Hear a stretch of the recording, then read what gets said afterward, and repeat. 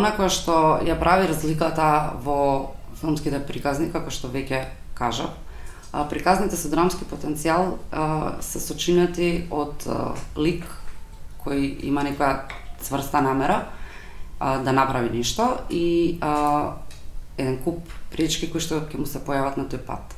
Значи, ние како публика имаме потреба да видиме јасен карактер, да ја видиме неговата намера прилично рано во филмот, за да знаеме што е целта на неговото патување.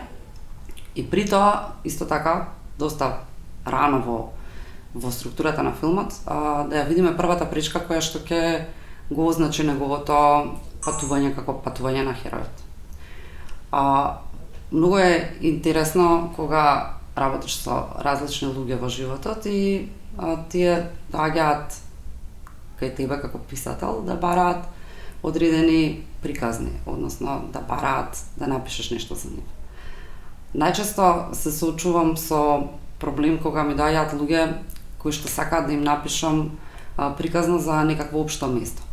Значи, општите места не се филмски приказни. Тие може да бидат мотив за одредена приказна, но не можат да бидат самата филмска приказна. Ако некој дојде и ни каже сакам да снимам филм за пријателството, тоа апсолутно не значи ништо. Или сакам да снимам филм за природата. Мислам, може да се снима филм за природата, но тоа би бил документарен филм. Можеме да снимаме филм за еден човек кој што многу ја сака природата и од некоја причина е спречен да биде во природа. Има одредени алергии. Можам да смислам илјадници причини зашто некој човек што многу ја сака природата би бил спречен да биде присутен во тоа опкружување. Може да биде во затвор.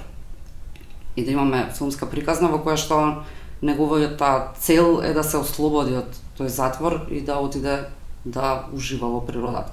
Но самата природа како таква, таа не е филмска приказна. Или љубовта кон некоја хоби, тоа не може да биде филмска приказна. Тоа може да биде некоја мотивација која што некој лик филмски би ја имал за да прави нешто, но мора да постојат многу нешта кои ќе го спречат.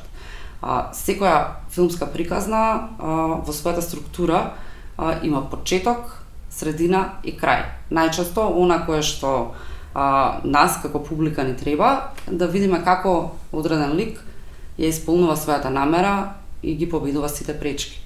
Тоа што го викаме холивудски крај, на крајот филмот среќно завршува.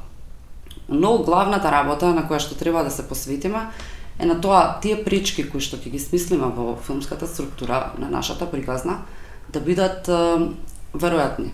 Значи, не можеме да измислиме приказна во која што еден лик сака да отиде од Скопје до Битола и неговото патување е прекинато заради тоа што се случило нешто што не е веројатно да се случи на тоа патување. Значи, мораме да внимаваме на тоа филмската приказна да биде веристична за публиката, за истата да може со нејзе да се идентификува.